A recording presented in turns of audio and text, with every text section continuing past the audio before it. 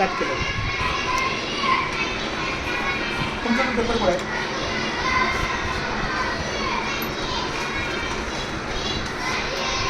त्या मागे द्या जरा. हा पेपर पण आला म्हणजे. नमस्कार, मी श्री चंद्रकांत पांडुरंग कारंडे सर, शास्त्रीनगर मनपा लोकरा मराठी शाळेचा शाळा प्रमुख. अडाणी फाउंडेशनच्या माध्यमातून पहिल्या अक्षराच्या कार्यासाठी आमच्या या उज्ज्वला मॅडम आलेल्या आहेत, उज्ज्वला विकास कांबळे. त्यांना आठवड्यातले एक दिवस शास्त्रीनगर आणि उरलेले काही दिवस त्यांच्या एरियाप्रमाणे शाळा दिलेल्या आहेत. तर मी त्यांना विनंती करतो की तुम्ही कशा संदर्भात आणि कुठल्या स्वरूपात कामाचं स्वरूप आहे ते तुमच्याच मुखातून मला ऐकायचं आहे. माझं कामाचं स्वरूप असतं 1ली ते 4थी पर्यंत FLN करून मी अदानी फाउंडेशन. FLNचा जरा लॉंग फॉर्म सांगा. FLNचा पायाभूत साक्षरता. हां, पायाभूत साक्षरता. 1ली ते 4थी जे रेमिडियस स्टुडंट आहेत त्यांच्यासाठी आम्ही खास ऑर्गनाईज केलेलं आहे. त्यांना पुढे नेण्यासाठी जे फारच कमी प्रमाणात त्यांना अक्षरांची सुद्धाही ओळख नसते त्यांच्यासाठी आम्हाला ऑर्गनाईज. खूप चांगलं. आणि हे यांचे मिस्टर आहेत माझे मिस्टर ॲडव्होकेट विकास कांबळे. मला यांना भेटून फार आनंद वाटला.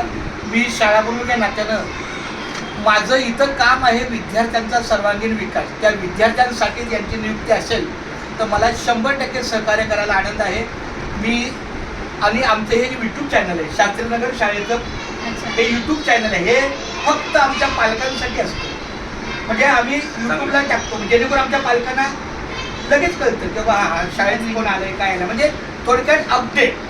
तर माझा आत्तापर्यंतचा प्रत्येक 2 मिनिटाचा हा व्हिडिओ फक्त 1-2 मिनिटं असू शकतो. तर खूप धन्यवाद. मी माझ्या वतीनं शाळेला शुभेच्छा देतो आमच्या मॅडमला की तुमच्या पूर्ण कार्यामध्ये विद्यार्थ्यांसाठी चांगलं यश मिळो.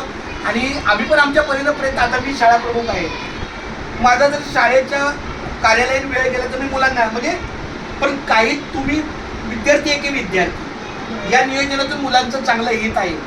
मला पण आता वकील साहेबांना एक विनंती आहे की आम्हाला शाळा प्रमुख या नात्यानं आम्हाला वर्गच नसले पाहिजे, पण ते नाममात्र देतात. त्यांचे नियम आहेत, 100 पट पाहिजे, 150 पट पाहिजे तरच तुम्हाला वर्ग.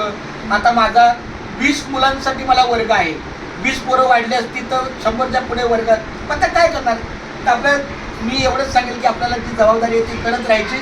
माझ्या तुम्हाला पूर्ण शुभेच्छा आहे आणि संपूर्ण सहकार्य आहे.